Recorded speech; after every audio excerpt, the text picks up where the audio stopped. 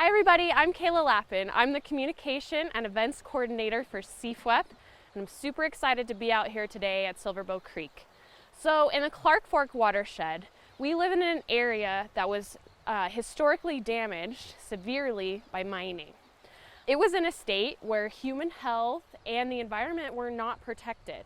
Since the early 1980s, people have been working really hard through Superfund to restore and remedy our environments. So what do we mean by restore and remedy? Well, those are the two types of cleanup that we're going to talk about. When we restore an environment, we bring an area back to what it was like before it was injured, okay? So in this example here, I'm at Silverbow Creek today.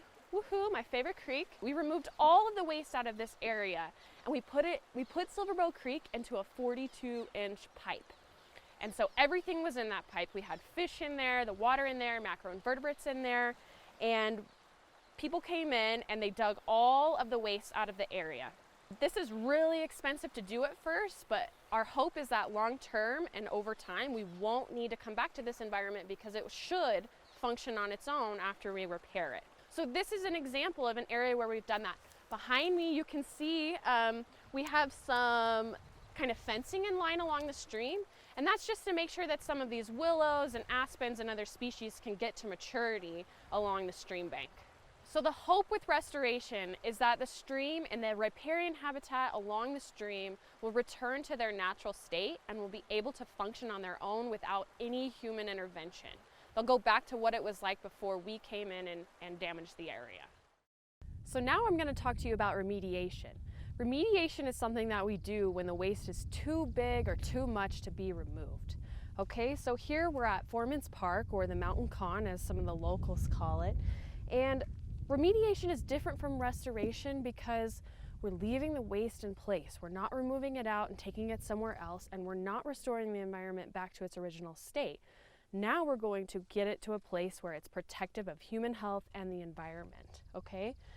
The place that we're sitting out now is an example of a remediated site. As you can see at the fence behind me, you can see some of this old historic mine waste.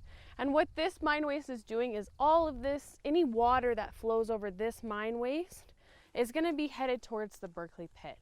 On the other side of the fence, we can see the remediated area and the protective cap. Unlike the restored section that we were at earlier on Silverbow Creek, this site will need maintenance and long-term monitoring for forever. So if you come up here to Foreman's Park, you can really see the remediation in action here in Butte.